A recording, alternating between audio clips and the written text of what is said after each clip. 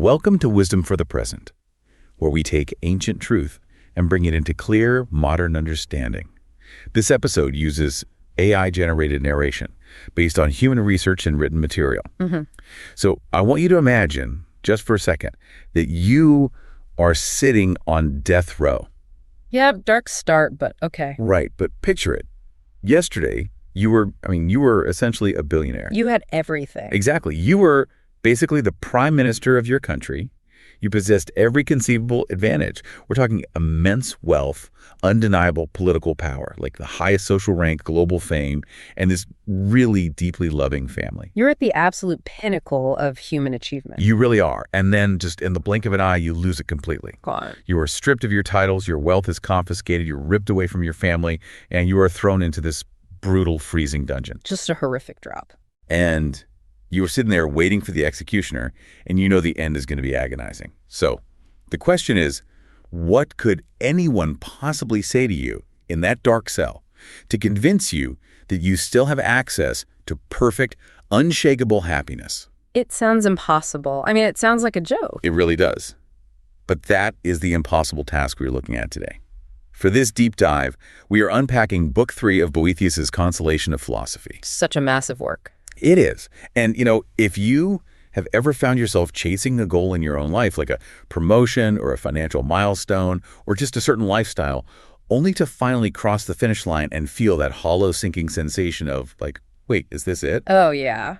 The classic letdown. Right. If you felt that, then the conversation we were about to have is going to speak directly to the core of how you live. I completely agree. And to fully grasp the gravity of the arguments in this book, we really have to keep that image of the prison cell at the forefront of our minds. Because it's not hypothetical. Exactly. Boethius is not theorizing from some comfortable armchair in a university lounge. He is writing this text in the year 524 AD in a cell in Pavia, Italy. Wow. And the political reality of 6th century Rome is just vital here. So the Western Roman Empire had fallen, right? And Italy was being ruled by an Ostrogothic king named Theodoric. Okay, so a totally new regime. Right. But for a long time, Theodoric actually employed brilliant Roman aristocrats to help him run the kingdom. And Boethius rose to the rank of Magister Officiorum, which is the master of the offices. So he was the king's right-hand man. He was the ultimate insider. But, when you are the right-hand man to an aging, paranoid king in a newly established kingdom, your position is incredibly fragile. It's basically a powder keg. Yeah. Theodoric started to suspect that the Roman aristocrats in his court were secretly conspiring with the Eastern Roman Empire over in Constantinople to overthrow him. Paranoia sets in. And Boethius defended a fellow senator against these treason charges. And in doing so, he basically brought the king's paranoia down upon himself. Right, he made himself a target. False witnesses were produced, his letters were forged, and suddenly, like we said, the most powerful man in Rome was condemned to death without a trial. Which brings us right to the opening imagery of Book 3. Yeah, set the scene for us there. So Boethius is sitting in the depths of despair, and he's writing this dialogue between his broken self and the magnificent, otherworldly personification of philosophy, who has come to visit him in his cell. Right, Lady Philosophy. Exactly. And in the very first song of this section, Philosophy tells him that before she can plant the good corn like the truth that will actually save his mind, she must first remove the useless weeds, the bramble, and the thorn. Reading that line, the metaphor that instantly comes to my mind isn't just like pulling a few weeds in a garden. What does it feel like to you? It feels much more systemic. It's like trying to install a brand new, highly advanced software program onto a computer whose operating system is fundamentally corrupted by malware. Oh, that's a great way to put it. You can't just run the new application and expect it to work. The corrupted code in the background will constantly crash the system. It'll just keep failing. Right. You can't just paint over false beliefs. The malware has to be entirely wiped from the hard drive first. You literally have to format the entire system down to zero. And that is exactly what philosophy is doing to Boethius. She has to demolish his illusions about how the world works before she can build his consolation. She has to initiate a complete system reboot. Yes, and that begins with the foundational argument in Chapter 2, which really serves as the cornerstone for the entire text. So what's the core premise she starts with? She establishes a premise that is both elegantly simple and just universally profound. She says every single human being and every single action they take is striving for one solitary goal, which is happiness. The supreme good. Exactly, or the supreme good. So whether a person is starting a philanthropic foundation or embezzling money from their company or working 80-hour weeks at a startup or even abandoning modern society to live off the grid in the woods. They are all driven by the exact same engine. They are all seeking a state of perfection that leaves nothing else to be desired. But the text gets incredibly vivid when it describes our methodology for reaching that goal. Yeah, the drunken man analogy. Yes. Boethius writes that the human mind is desperately trying to recover its proper good, but we are like a drunken man who knows he has a home, but just cannot remember the path to get there. I mean, that image of the drunken man stumbling around in the dark captures the human condition perfectly. It really does. You know the feeling of home.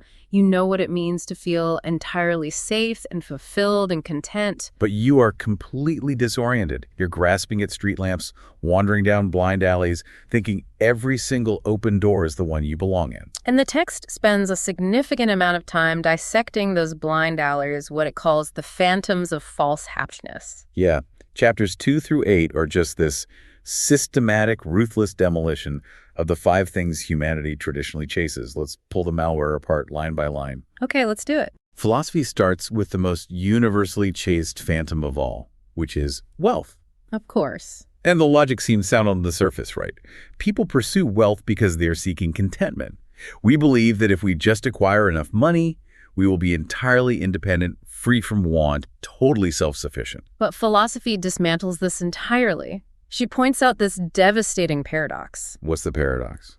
Well, the pursuit of wealth is supposed to eliminate our needs, but the more you have, the more you actually have to protect. Oh, right. The rich man doesn't achieve independence. He actually creates entirely new vulnerabilities. Because he has a bigger target on his back. Exactly. He needs a massive security detail. He needs a team of lawyers. He needs impenetrable vaults, complex investments just to outpace inflation. It's exhausting. It is. He requires all these extraneous, external means of protection to guard his money from those who are stronger or more cunning or just more desperate than he is. I can definitely hear the modern listener pushing back here, though. I mean, doesn't money literally buy food and shelter? If a person is freezing, money buys a heavy coat. If they're starving, money buys groceries.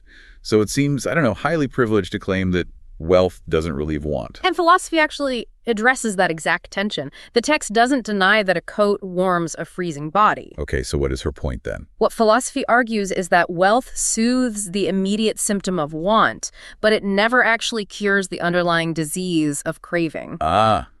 Wealth is a painkiller, not a permanent cure. Exactly.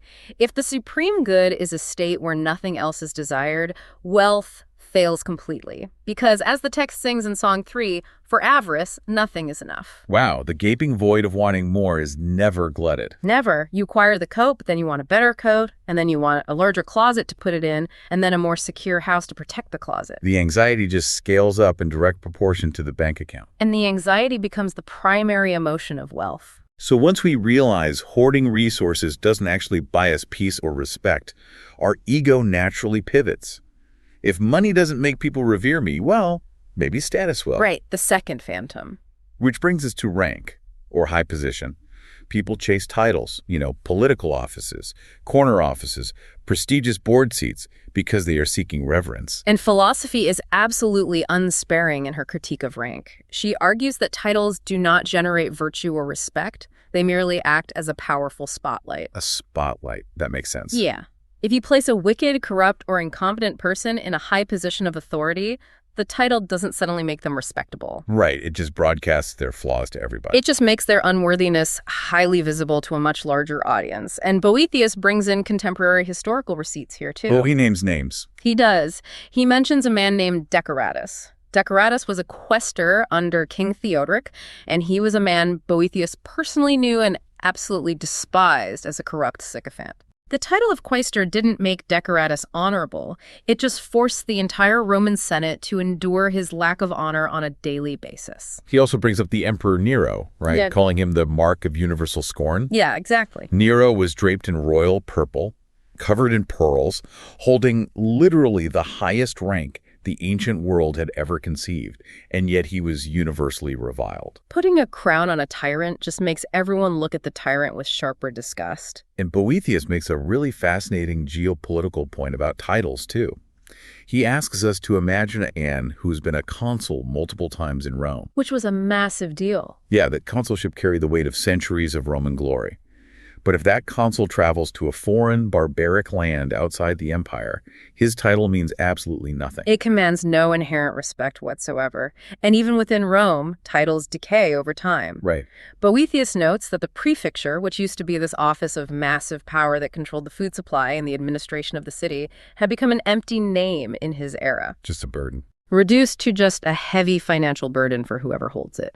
So the insight here is profound. What is it? If a title only means something because a specific, localized group of people currently agree to pretend it means something, it has no actual ontological value. It is entirely a social fiction. Exactly. It cannot possibly be the source of the supreme good if a simple change in geography or a shift in the calendar renders it worthless. Okay, so if money makes us anxious, and titles only spotlight our flaws and rely on social fiction, we try to force the issue. We escalate. We pivot to the third phantom, sovereignty or power.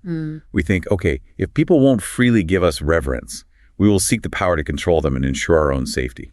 But Boethius argues that power is perhaps the most dangerous and deceptive illusion of the entire set. Because it promises safety but delivers the opposite. The pursuit of power is the pursuit of safety, but it results in profound terror. The text evokes the famous metaphor of the Sword of Damocles. Oh, I love this metaphor. It's so good.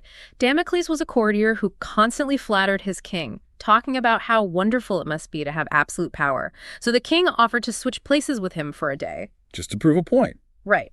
Damocles sat on the golden throne, surrounded by luxury, but the king ordered a razor-sharp sword to be hung directly over Damocles' head, suspended by a single strand of horsehair. So stressful. That is the reality of power. The tyrant who appears to control the world actually lives in constant, suffocating fear. He is terrified of the very people he terrorizes. You build a massive, impenetrable fortress to keep yourself safe from your enemies, and the fortress just becomes your own prison. Yes, exactly. You surround yourself with armed bodyguards, but then you realize you are entirely at the mercy of the men holding the weapons. You have to constantly appease them, fear them, watch their every move. How is that independence? How is that safety? And Boethius drives this point home with two incredibly powerful historical examples. Seneca and Papinianus. And these weren't distant myths for Boethius. These were visceral historical warnings. Right. They were real guys. Seneca was one of the most brilliant philosophers and wealthiest men in Rome. And he was the tutor and advisor to the Emperor Nero. So he was deeply embedded in the inner circle. As embedded in absolute power as one could possibly be.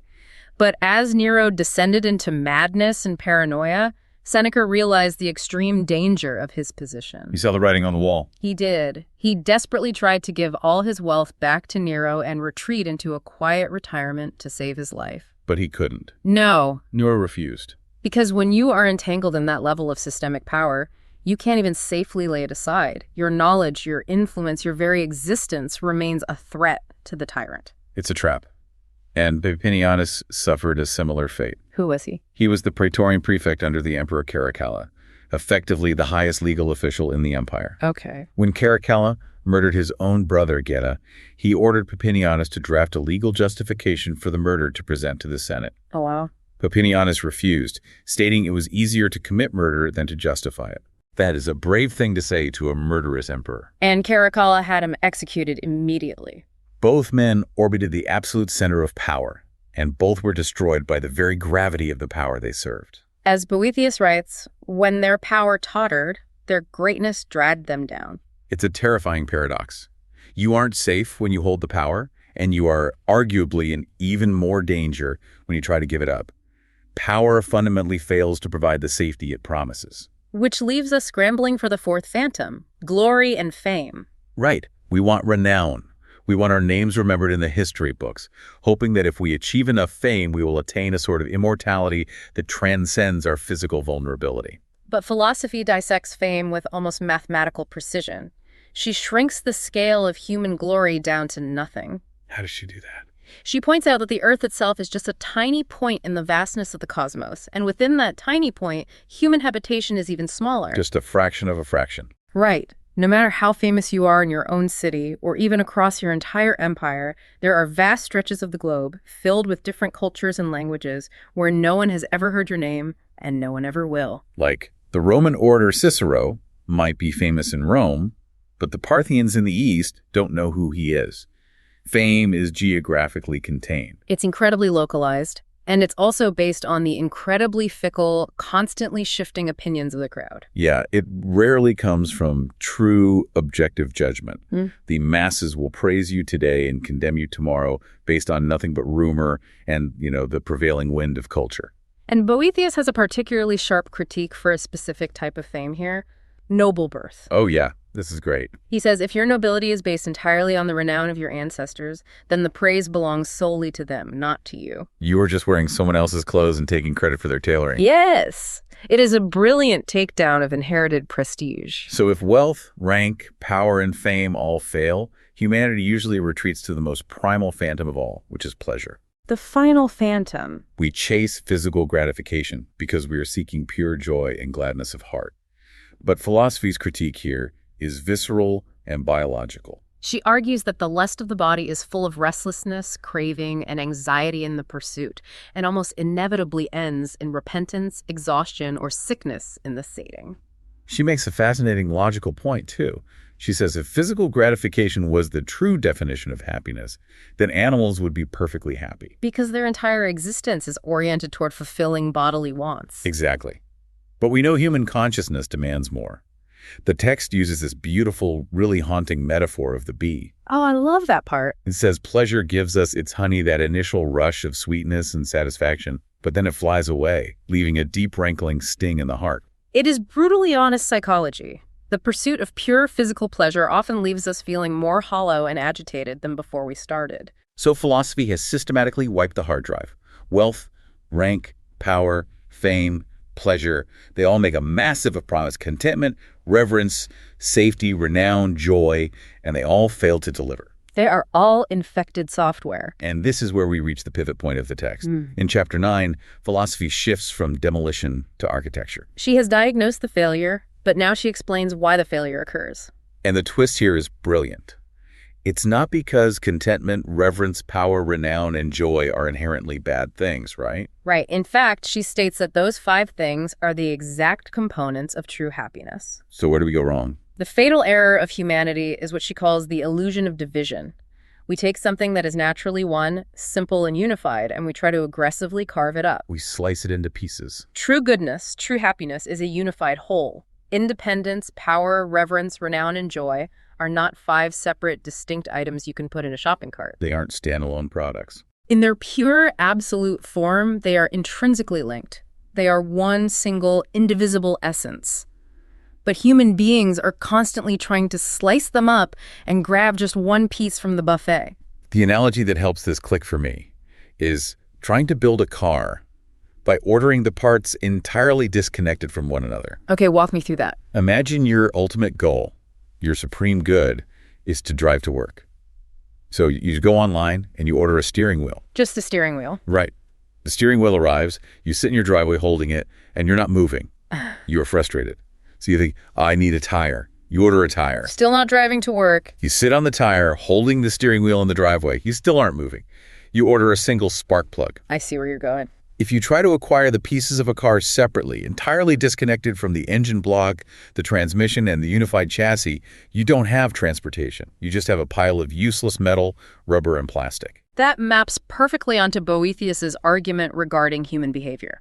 He asks us to look closely at the man who seeks wealth alone, trying to isolate contentment from the rest of the virtues. Right, the guy hoarding gold. To hoard his money and escape want, this man lives meanly. He hides his wealth. He actively avoids positions of power because he knows power draws a massive target on his back. So what is the result? He achieves a giant hoard of gold, but he remains a weakling, obscure, despised by his peers, and utterly consumed by anxiety. He didn't even get the true independence he sought because he lacks power and joy. Exactly. Or look at the man who wants only power, isolating it from everything else. He squanders all his wealth to buy influence and bribe officials. He becomes constantly hated and constantly anxious about being overthrown. He sought power, but because he severed it from true joy and true independence, he ends up incredibly needy and deeply terrified. If you seek wealth without power, you are permanently vulnerable. If you seek power without wealth, you are needy. They must be attained together in their perfect, uncorrupted form, or they vanish completely. It is an all-or-nothing ontological proposition. And that leads philosophy to her grand conclusion of this section. What's the bottom line? Since these earthly, perishable things, money, political titles, bodily pleasures, can only ever offer a fragmented, defective, easily broken shadow of the good, true happiness cannot possibly be found among them.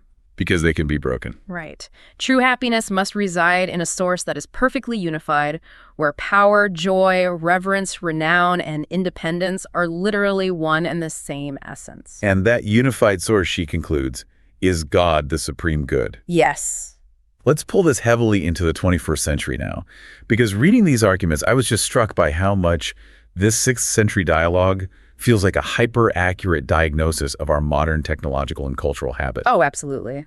We are running on the exact same treadmills as the Romans. Our treadmills just have sleeker interfaces and better algorithms. The phantoms haven't changed at all. They've just been digitized. The architecture of modern society is practically built to exploit the illusion of division. It really is. Let's look at wealth through the lens of modern hustle culture. Okay. Yeah. The endless stream of productivity tips, the optimized morning routines, the pressure to have 3 side hustles. We are culturally obsessed with achieving financial independence. But look at the psychological state of the culture driving it.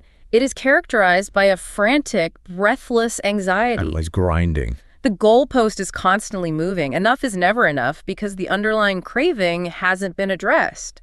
And consider rank and glory in the modern era. What is LinkedIn, fundamentally? But a massive global gamified engine for title inflation. Oh, 100%. We are desperate to project an image of importance and reverence. We curate our professional lives to look like we are constantly ascending, terrified that a gap in our resume or lesser title will just make us invisible. And social media is the ultimate arena for chasing renown. Right. The follower counts, the engagement metrics, the sheer desperation for clout. Boethius said, "Fame relies on the mistaken beliefs of the multitude." And today, we willingly subject ourselves to the judgment of an algorithmic crowd we don't even know or respect. We perform for strangers, hoping they will grant us a fleeting 3-second moment of visibility on their timeline. It's incredibly bleak when you frame it that way. And what about pleasure? The dopamine treadmill of doom scrolling is the perfect modern embodiment of the bee's sting. The design of these apps is intentionally built around the illusion of division. They isolate a single craving, like the need for connection or the need for novelty or validation, and they feed you a tiny, fragmented pixel of it. We swipe and scroll, chasing a momentary hit of gladness, but we almost always close the app feeling that deep, rankling sting of wasted time, eye strain, and empty agitation. The algorithm profits off the fact that we are the drunken man, constantly stumbling toward the wrong house. The tech companies are essentially selling us the individual steering wheel and the spark plug, promising us a car and leaving us sitting in the driveway. Yeah, that's it exactly. The text challenges modern listeners to stop and ask a highly uncomfortable question about their daily pursuits. What is the actual root craving behind the thing I am killing myself to get? When you are working 80 hours a week for a promotion, are you actually seeking the responsibility of the work itself? Or are you desperately trying to purchase a feeling of safety and respect that the promotion can never actually provide? It forces us to examine our ends and our means. We want money to get power. We want power to get renown. We want renown to feel loved. We are caught in a massive web of external validation, trying to build a unified soul out of fragmented, perishable pieces. Realizing that the promotion won't fix a root craving fundamentally changes how we value the promotion. But I want to pause here and play the modern skeptic for a minute. Okay, let's hear it. There is a profound pushback that naturally arises when reading a text that demands this level of detachment from the world. And it's necessary to push back. The text makes some very extreme claims. It really does. At times, this philosophy borders on a kind of nihilism regarding the physical world. How so? Well, the text actively mocks bodily beauty, pointing out that it is something a 3 days fever can completely destroy. Right. It insists we shouldn't prize our physical strength because biologically we will always be weaker than a bull and slower than a tiger. We're not apex predators in that sense. Yeah. And at one incredibly jarring point, it even quotes the Greek playwright Euripides, saying it is better to be childless, suggesting that children only bring anxiety and potential heartbreak. That's a tough one to swallow. Are we supposed to just reject all earthly joy? Do we have to actively hate our bodies, abandon our families, and despise the beauty of the natural world in order to be truly happy? This is where we have to practice historical and philosophical discernment. We cannot forget the context we established at the beginning. Boethius is writing from death row. The dungeon in Pavia. Right. He has literally lost his wealth, his rank, his freedom, and he is agonizingly separated from his beloved wife, Rusticiana, and his sons. He knows he is going to be tortured and executed. Right, the stakes are ultimate. His extreme, almost clinical dismissal of the physical world, of physical beauty, and even of the joys of family must be understood, at least in part, as a profound psychological survival mechanism. When everything you love in the physical world has been weaponized against you to cause you pain, it makes complete sense that your mind would try to detach your soul from those things entirely just to survive the ordeal. Precisely. When your body is about to be physically broken by an executioner, reflecting on the fact that you are weaker than an elephant and that the body is merely a fragile, temporary vessel is a way of protecting your inner sanctum. It's a defense mechanism. It is a way of saying, you can break my body, but you cannot touch me. But as modern readers sitting in our living rooms or commuting to work, we don't need to blindly endorse the complete rejection of the physical body or the idea that having a family is a curse. That is a trauma response woven into the fabric of the philosophy. Exactly. So how do we extract the enduring truth from the ancient trauma response? We look at the core principle functioning beneath the extreme examples. The enduring wisdom Boethius is offering is a lesson in anchoring. Anchoring.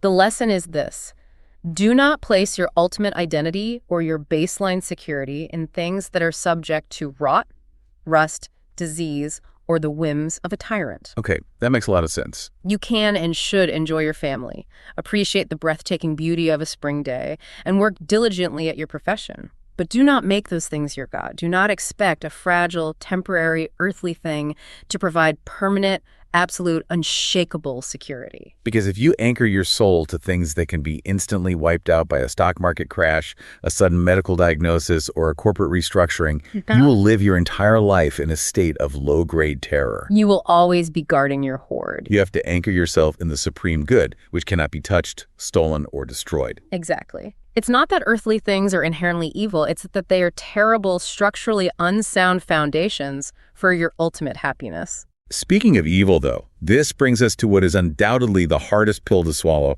in this entire book. Oh yes, chapter 12. We hit chapter 12, and philosophy makes a philosophical claim that is guaranteed to stop a modern listener dead in their tracks. The paradox of evil. It is one of the most heavily debated sections of the text. Philosophy claims that because God, or the supreme good, is omnipotent and all-powerful, and because God inherently cannot do evil, therefore evil is nothing. Evil is nothing. It is an incredibly jarring statement to read. It goes beyond jarring. To many modern ears, it sounds deeply offensive, almost like gaslighting. I can see why. We look around the world today and we see profound, tangible suffering. We see systemic cruelty, oppression, abuse, war. Evil feels intensely real. It feels heavy, active, strategic, and devastating. Right. How on earth can Boethius, a man who is literally the victim of a murderous, corrupt regime, sit in a freezing dungeon waiting to be bludgeoned to death and conclude that evil is nothing? To understand this, we have to carefully unpack the difference between ontology, which is the philosophical study of what things actually are in their fundamental essence, their substance, and our lived psychological experience of action and suffering. Okay. Ontology versus experience. Boethius is drawing heavily on Augustine's privation theory of evil here. He is absolutely not saying that suffering doesn't hurt. He is not denying that he is cold or that he is going to die. So what is he saying? What he is arguing is strictly ontological. Evil has no independent substance. It does not exist as a thing in the universe in the way that goodness exists. That concept can feel very abstract. How do we visualize that? The classic analogy is blindness. A blind man's blindness is incredibly real in terms of his lived experience. It has a massive, tangible impact on how he navigates the world. Of course. But blindness itself is not a thing. It has no substance. You cannot extract blindness and put it in a jar on a table. Blindness is purely a lack of sight. A cavity is just a lack of tooth. Cold is simply the absence of heat. Darkness is nothing but a lack of light. Boethius is arguing that evil operates in the exact same way. It is a void, it is a deprivation, a failure to hit the mark of the good. Bringing this back to the drunken man analogy, people commit evil acts because they are drunkenly aiming for a good, like security or power or pleasure. Yeah. But their aim is completely distorted, their methods are broken, and they miss the target entirely. Their violent or corrupt action is a failure, a deprivation of goodness, not the creation of a new, rival, dark substance called evil. Exactly. The parent who oppresses his people isn't channeling some dark, powerful cosmic force. He's just a deeply confused man who desperately wants to feel safe and respected, but he is completely blind, stumbling in the dark, and using profoundly broken, destructive methods to try and secure that safety. But why do we naturally resist this idea so aggressively? When someone hurts us, our immediate instinct is to say, that was an act of pure evil, and we mean it as an act of powerful force. Why does it feel so wrong to define evil as a mere void? I think we resist it because of our own psychological need for narrative. When we are hurt, we want to villainize the things that hurt us. We need them to be monsters. Right. We want to grant immense power, almost supernatural mythological status, to our abusers, to tyrants, to the systems that oppress us. Doing so makes our fear feel justified and gives meaning to our suffering. If my enemy is a powerful Dark Lord, my suffering is epic. But Boethius is doing something incredibly radical and subversive here. Yeah. He is actively stripping the tyrants of their ontological power. By defining evil as nothing, as a mere failure to achieve the good, he reduces his own executioners and the paranoid King Theodoric to pathetic, impotent creatures. Exactly. They aren't powerful Dark Lords. They are just deeply confused, broken, failing people who can't even achieve their own true desires. It is the ultimate intellectual rebellion from inside a prison cell. He is looking squarely at the men who have the physical power to kill him, and he is saying, you have no real power. You lack substance. You are grasping at shadows, and your wickedness is just proof of your utter weakness. It's not denial of reality. It is the ultimate defiance. Yeah. You are taking away their primary weapon, which is their perceived weight and significance in the universe. They are just a lack of goodness. And this concept of a universe gravitating toward the good ties beautifully into a sequence from chapter 11 that I found completely fascinating. Or she turns to nature. Yeah. Philosophy starts looking at the natural world, at protobiology and physics to prove her point. Yes, this is the argument from the drift of nature, and it is a breathtaking synthesis of natural observation and metaphysical philosophy. She points out how everything in the universe instinctively strives to maintain its unity. She talks about how plants actively push their roots deep into the soil to draw up exactly the moisture and nutrients they need to survive. It's built into them. She talks about human biology, how when a body is cut, the cells immediately rush to the site, trying to heal the wound and knit the flesh back together. She even looks at inanimate objects. What's the example there? She notes how water, if you part it with your hand, instantly flows back together to maintain its surface tension, and how solid stones resist being crushed to maintain their structural integrity. Boethius is essentially anticipating the biological concept of homeostasis. He observes that this isn't conscious will in a tree or a drop of water or a stone. It is the fundamental built-in drift of nature. Everything wants to stay together. Everything in the universe wants to continue existing. But to exist, as we established earlier with the illusion of division, a thing must remain one. It must remain unified. If you break the unity of a living creature, if you sever the head from the body or dismantle the organs, it dies. To lose unity is to die. Therefore, the absolute most fundamental universal drive of all existence is to seek unity. And since the text already proved that absolute perfect unity is identical with the supreme good, it means that the entire universe, from the orbit of the stars to the tension of water to the roots of an oak tree to the human heart, is naturally gravitationally pulled toward the good. It is a universe deeply biased toward life, and human consciousness is the wild card. How so? When we act in ways that fragment us, when we chase those 5 separate phantoms of wealth, power, rank, fame, and pleasure, we are literally rebelling against the biological and physical laws of our own souls. We are actively choosing fragmentation and death over unity and life. And the text suggests that we actually know this deep down in our core.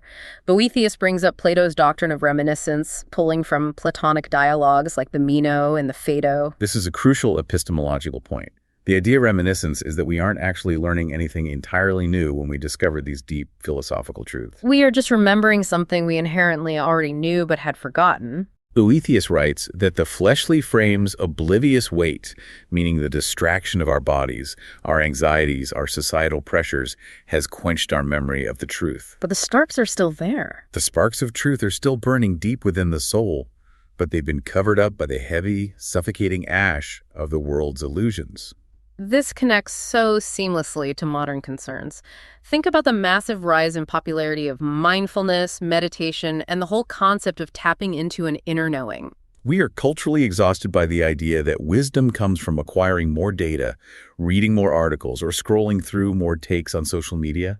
Boethius is arguing that wisdom isn't about addition. It's about subtraction. It's about removing the thorns, clearing away the dense malware of the phantoms to reveal the unified truth that is already installed and burning inside you. It's a process of unforgetting. The truth isn't some distant prize out there to be conquered. It is an intimate reality in here to be recovered. This philosophy is incredibly profound, but we have to ensure it doesn't just remain theoretical. I want to make sure we give you, the listener, highly actionable takeaways. How do we actually live this out this week?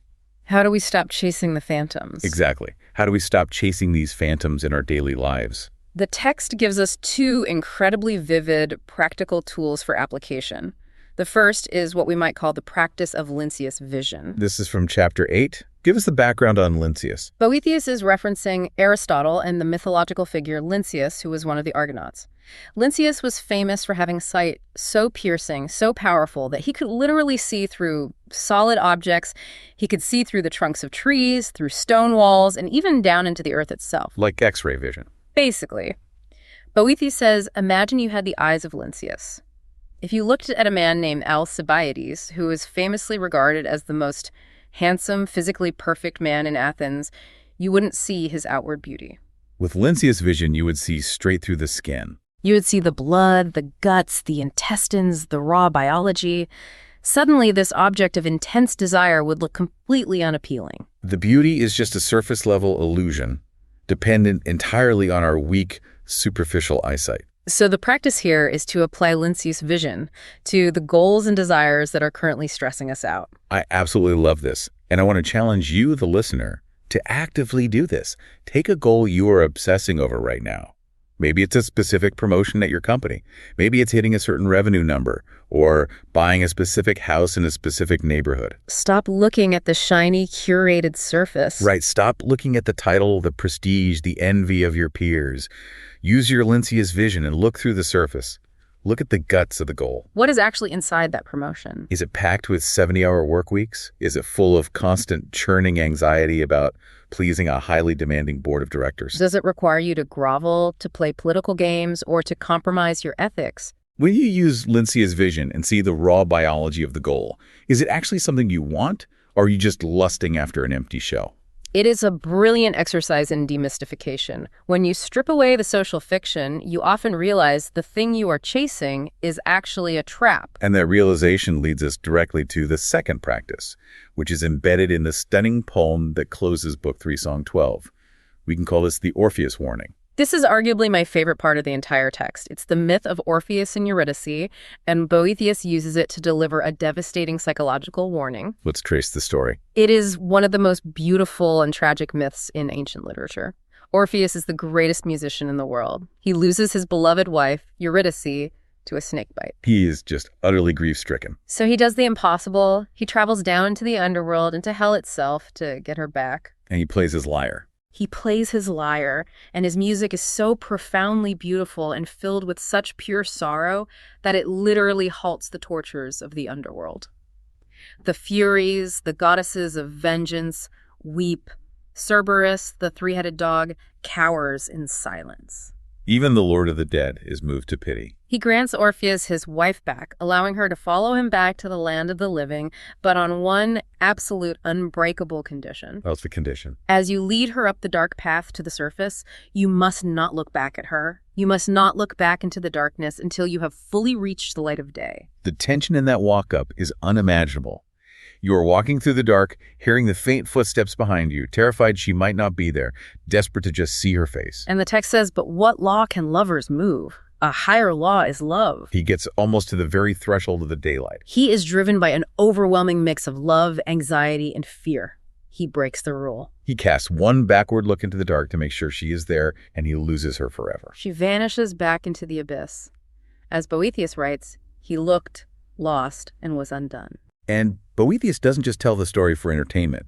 He explicitly turns to the reader at the end of the poem and says, "This story is for us.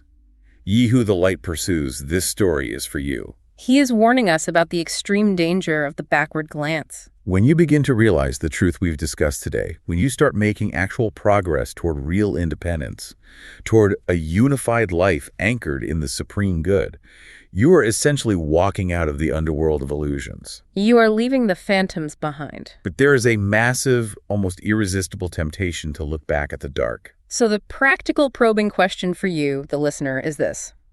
What is your backward glance? When you start finding genuine internal peace, when you finally step off the exhausting hustle treadmill and start anchoring your worth in something real, what is the shiny external phantom that tempts you to look back into the dark? Is it checking your social media metrics one last time just to see if people noticed your recent success? Is it a sudden, visceral spike of panic about your financial status compared to a rival from college? Is it the urge to drop a casual mention of your job title at a dinner party just to secure that hit of external reverence? The moment you cast that backward look, the moment you attach your ultimate happiness to those fragmented, lower things again, you lose the matchless prize. You lose the unified peace you were painstakingly building. It requires immense, constant discipline. We have to keep our eyes fixed entirely on the light, on the unified good, and absolutely refuse the temptation to constantly audit our progress by the metrics of the underworld. I want to transition to the end here by offering one last lingering image from the text that we haven't deeply discussed yet, but it has been echoing in my mind ever since I read it. What's the image? It comes from earlier in the book, in Song 2. Boethius is writing about the fundamental nature of living things. He describes a captive lion. Oh, the lion and the bird. Yeah. This lion is kept in a beautiful cage. He is fed by hand. He wears a gleaming, gilded chain. And to everyone watching, he seems completely tame, completely domesticated. But the text says, the second that lion tastes a single drop of blood, his slumbering fierceness instantly wakes. He remembers what he actually is. He shatters his gilded chains and destroys his trainer. He uses another image right after it, a caged bird.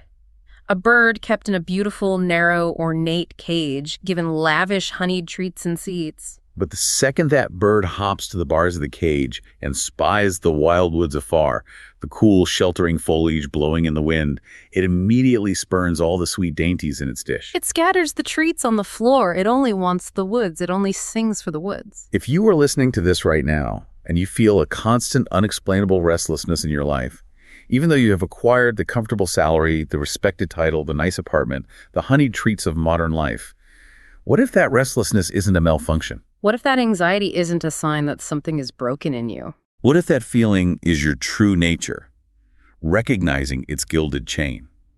What if that ache in your chest is just your soul, catching a fleeting glimpse of the wild woods and yearning to return to the only environment, the only unified truth, where it can actually be free? It's a powerful thought to leave on. That's the heart of this section.